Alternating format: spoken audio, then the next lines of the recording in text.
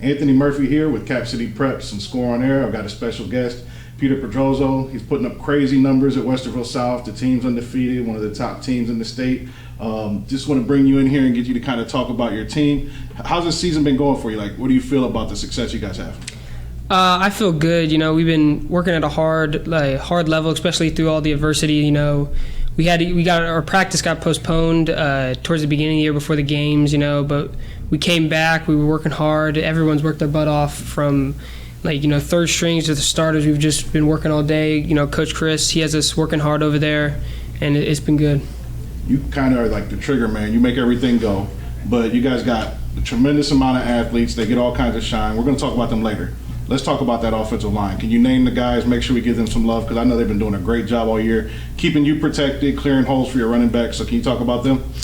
We got my veterans, seniors. We got my center, Cole Holbrook, and Ethan Gray, my left tackle. They've been my O-line since freshman year, whether they're playing switching around, but they do a good job. Cole's a real leader up front at center. We got Tyler O'Reilly. He's a hard-headed guy. He's one of the most aggressive guys we got. Then we got Nadir and Craig, and those two guys are the new additions. They didn't start last year, but they replaced the guys who left, and they did a really good job. They caught on to our schemes quickly, and all five of them, they've been doing a good job protecting me, giving me enough time to throw the ball and clearing holes for Brandon Armstrong. They've been doing a good job.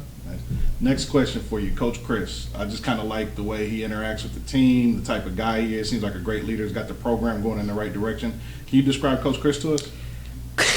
Me and Coach Chris, I love Coach Chris. We have a great relationship on and off the field. We joke around, but when it's time to get serious, he's a young, energetic coach who is a great motivator and a great leader. He'll get you hyped before the game. He'll make you want to run into a brick wall, and you'll follow him anywhere. We all love him. He's got a young coaching staff around him, and they bring a lot of energy. They really get us ready for practice and get ready for games.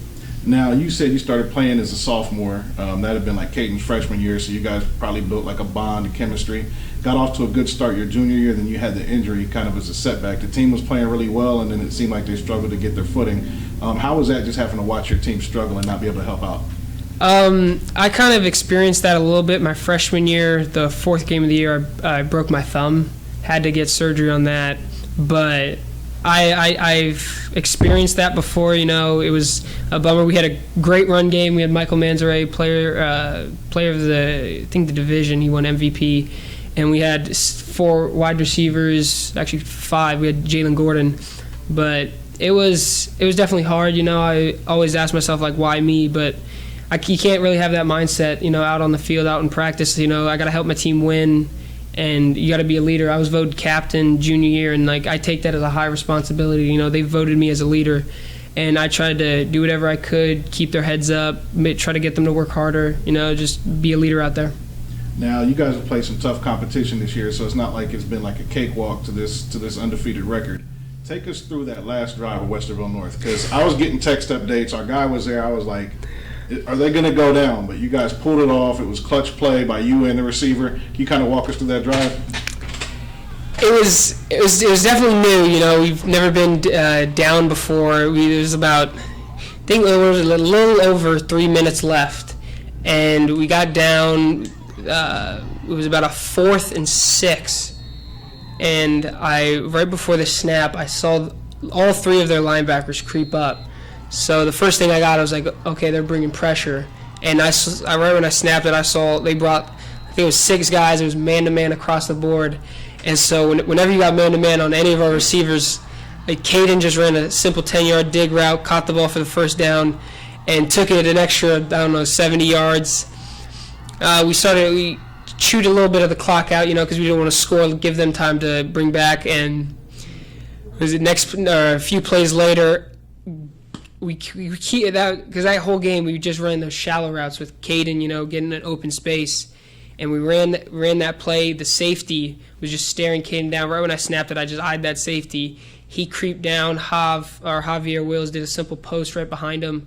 I lofted it up, and when I saw him catch it, man, it was the biggest sigh of relief I've ever had in my life. Yeah, I'm an offensive coach. When you said brought that safety down, like that's what I teach my quarterbacks all the time is like manipulate the safety. You can really do it with your eyes. You bring that guy down, you create a window for yourself. And when I saw the play, amazing play. Another thing I want to touch on, at Cap City Preps, we do like a poll, like a power poll. So we do like 1 through 10 in Division 1 and 2 combined. Westerville's got 3 schools on that poll right now. Do you guys like all kind of know each other? You guys talk, or you guys have any battles and go back and forth? How's that going in Westerville? There's definitely a lot of smack talk about who's going to rule the Ville. Saturday, our game with Westerville Central, they canceled that one. But we all grew up like in middle school together. We played in middle school. Got new bonds, but there's definitely some friendships, but there's definitely a rivalry where we we don't want to lose to these guys. We don't want to give them bragging rights, and it's hard fought every game. Even if one team's not having the best of years, it's always going to be a battle when you go in to face a Westerville school. I want to talk a little bit about you as a young man in the recruiting process. So you're well-rounded, a good student, over a 4.0. You've got all kinds of badges and stuff. I don't even know what some of that stuff means. But can you kind of let us know, what you're looking for in the recruiting process, what type of school you want, so maybe somebody can go ahead and offer this man? I'm just looking for the right fit. Academically is the most important thing. My dad always taught me, because if football is going to end eventually, and I would love to keep playing for as long as I can, but at the end of the day, you got to get that degree. So I need a good academic program and a football program, with a coach that's going to really help me grow as a person and a football player, and a good community. That's the one thing, because Westerville is a great community. They support everyone on and off the field, and that's something I'm looking for in a college. Now, Westerville's a storied tradition. I know Lance Moore bought you guys some jerseys. My brother played with Nick Moore and Robin Bailey up at Toledo. And then you got Kajana Carter, Andy Katzenmoyer, these big-name people that came out of Westerville. Do you guys get to see those guys in and out of the program sometimes? Dominic Long played for us 2 years ago. He came down, was it last summer? He talked to us. We got to see him. He spoke to the team, and we do see a few of those guys. Because Lance Demore is always hitting us up on Twitter. He's always giving us a shout out.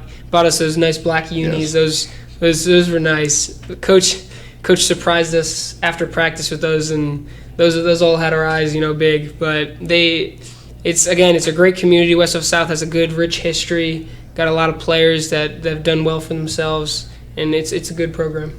Now, we're going to talk about the skill position guys. Now, we had a chance to get Caden in here and interview him, got a chance to meet his dad. Good guy, good leader. All he could talk about is you and the other guys on the team. Seems like a good teammate. Can you tell us, starting with Caden and work your way down to those receivers and the backs and other people get the ball? Because even with those guys, I know there's some guys that already got some shine, but there's some other guys that make plays for you too. Caden, him with I feel like all of our receivers, whatever their weaknesses are, the other receivers not outshine them, but they're really good compatible. They play well off each other. Caden, you can't put that man one-on-one with his speed, his quickness, his route running. He'll just shake you. And then going down the list, we got Jesse Devore. He's been my guy since freshman year. One of the most reliable hands we have on the team. He'll go up and get a ball. He's a great vertical leap. Good lateral movement on his routes. And then Javier Wills might be one of the most hardest guys. You can't tackle that man. I'll throw him a little simple screen pass. He'll take it about 30 yards, breaking about 6 tackles. The guy's incredible. He's so physical. No corner can handle him. Linebackers are too slow for him. And then Matthew Bain, dual sport athlete.